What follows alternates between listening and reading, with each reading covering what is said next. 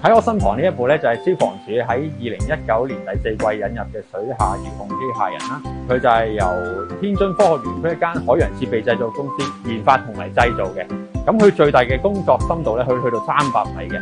咁佢就係靠6個推進器推動啦，上面嗰2個就負責管上升同埋下降啦，而左右4個、前後4個咧就係負責前後左右4個動作嘅。咁佢最大嘅航速咧可以去到5海里，前方同後方咧都有3組嘅高清鏡頭啦，可以睇實晒前同後嘅情況嘅。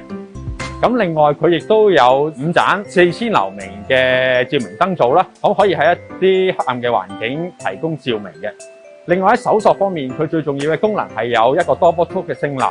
呢個多波速嘅聲納咧，可以喺水下能見度低嘅時候咧，做到一個有效嘅搜索嘅。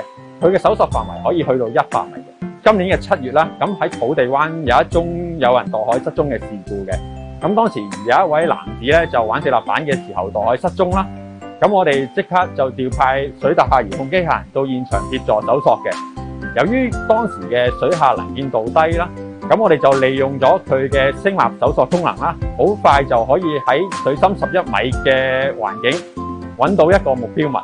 咁我哋落到去確認咗係失蹤嘅男子之後咧，就派潛水員落去進行一個拯救，將佢救翻上水面嘅。咁除咗一個基本嘅訓練之外，我哋亦都要喺工作上一路工作，然後一路進行一啲實戰同埋一啲實際嘅環境嘅操練，先至成為一個合資格嘅水下遙控機械人嘅操作員嘅。